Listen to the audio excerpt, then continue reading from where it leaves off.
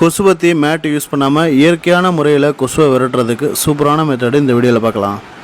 கொசு தொல்லை அதிகமாக இருக்குது. உடனே நம்ம என்ன பண்ணுவோம் அப்படின்னா, காயில் இது மாதிரி எடுத்து யூஸ் பண்ணுவோம். அப்படி இல்லாட்டி லிக்விடை போட்டு கொசுவை கொல்லணும்னு நினைப்போம். ஆனால் அதில் இருக்கிற பிரச்சனைகள் நிறைய இருக்குது. இயற்கையான வழிமுறையில் கொசுவை எப்படி விரட்டுறதுன்ட்டு இந்த வீடியோவில் பார்க்கலாம். இயற்கையான வழிமுறையில் தான் விரட்டணும்னு ஏன் சொல்கிறேன் அப்படிங்கிற காரணத்தையும் நான் சொல்லியிருக்கேன். வீடியோ ஃபுல்லாக ஸ்கிப் பண்ணாமல் பாருங்கள், உங்களுக்கு கண்டிப்பாக யூஸ்ஃபுல்லாக இருக்கும். மொத்தம் 3 டிப்ஸ் சொல்லியிருக்கேன். 3ல் ஏதாவது ஒன்று ஃபாலோ பண்ணாலும் நல்ல ரிசல்ட் இருக்கும்.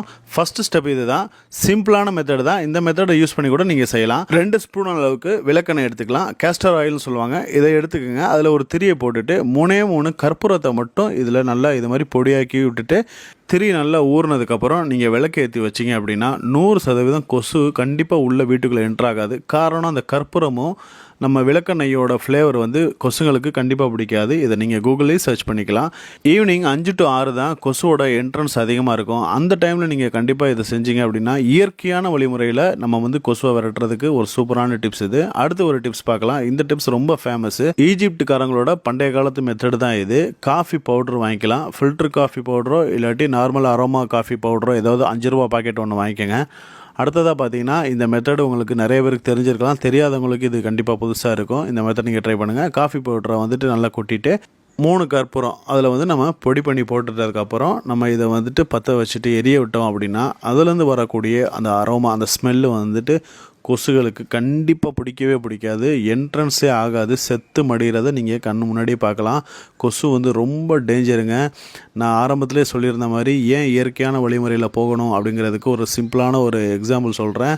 என்னோடய அக்கா பொண்ணை வந்துட்டு ஹாஸ்பிட்டலில் இருமலான்னு கூட்டிகிட்டு போயிருக்கும்போது அப்போ அவர் சொல்கிறாரு, டாக்டர் சொன்ன முதல் பதில், கொசு மேட்டு, கொசு அந்த லிக்விட் எதுவுமே யூஸ் பண்ணாதீங்க, அதுலேருந்து வரக்கூடிய பிரச்சனைகள் குழந்தைங்களுக்கு ரொம்ப ஹார்ட்லேருந்து பிரச்சனை வருது அப்படின்னு சொல்லியிருக்காங்க.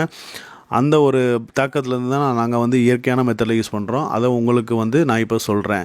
அந்த மெத்தடு அதோடு முடிஞ்சிச்சு. அந்த மாதிரி ஸ்மெல் வந்ததுக்கப்புறம் உங்களுக்கு கொசு உள்ளே என்ட்ரா ஆகவே ஆகாது. சூப்பரான மெத்தடு. கடைசியாக இந்த மெத்தடு எப்படின்னு பார்க்கலாம். 3வது டிப்ஸு, பிரியாணி இலை 3 எடுத்து நல்லா இது மாதிரி கையில் பிச்சு போட்டுட்டேன். அடுத்ததாக பார்த்திங்கன்னா கொஞ்சோண்டு பூண்டு தோல், அந்த பூண்டு மேலே இருக்கக்கூடிய அந்த தோல்களை வந்துட்டு நம்ம இது மாதிரி பிச்சு போட்டுக்கலாம்.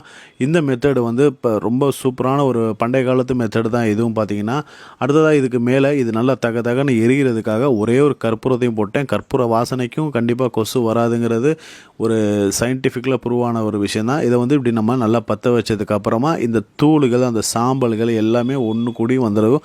அதுக்கப்புறம் நம்ம ஏற்கனவே சொன்ன மாதிரி இந்த மாதிரி விளக்கெண்ணெய், கேஸ்டர் ஆயில் ஊற்றிக்கிட்டு இதில் வந்து நம்ம திரிய வச்சு கொளுத்தி விட்டோம் அப்படின்னா சூப்பராக நல்ல ஒரு வாசனையாகவும் இருக்கும்.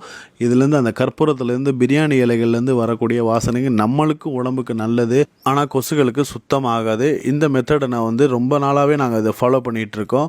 5 to 6 மணி இந்த டைமில், ஈவினிங் டைமில் இந்த மாதிரிட்டு நம்ம கொளுத்தி எந்த இடத்துலலாம் கொசுவோட என்ட்ரன்ஸ், வீட்டோட ஜன்னல், வீட்டோட அந்த என்ட்ரன்ஸில் இதை வந்து பற்ற வச்சிட்டோம் அப்படின்னா ஒரு விளக்கு பற்ற வைக்கிற மாதிரி தான். ரொம்ப வந்து இதுக்காக ரிஸ்க் எடுக்கிறதுலாம் இல்லை. அந்த நம்ம எரிஞ்ச அந்த சாம்பலில் இருக்கக்கூடிய ஆயிலோடு சேர்த்து அந்த திரியை நல்லா நினச்சிட்டு இது மாதிரி பற்ற வச்சிட்டிங்க அப்படின்னா ஒரு சயின்டிஃபிக்காக என்ன சொல்கிறாங்க அப்படின்னா, அந்த கற்பூரமும் அந்த பிரியாணி இலையில் இருக்கக்கூடிய அந்த வாசனை வந்துட்டு நமக்கு ஒரு அமைதியை உண்டாக்கும் அப்படின்னு சொல்கிறாங்க. ஆனால் கொசுகளுக்கு இது கண்டிப்பாக ஆகவே ஆகாது. இந்த 3 மெத்தடில் நீங்கள் எதை வேணாலும் ஃபாலோ பண்ணுங்கள், நல்ல ரிசல்ட் கிடைக்கும். நான் ஆரம்பத்திலே சொன்ன மாதிரி கொசு மேட்டு, அந்த கொசு லிக்விட் வந்து குழந்தைங்களுக்கு ரொம்ப டேஞ்சர். இந்த வீடியோ பிடிச்சிருச்சுன்னா கண்டிப்பாக உங்கள் ஃப்ரெண்ட்ஸுக்கு ஷேர் பண்ணுங்கள், இல்லாட்டி டேக் பண்ணுங்கள். அடுத்து ஒரு இன்ட்ரெஸ்டிங்கான வீடியோவில் சந்திக்கலாம். பாய்.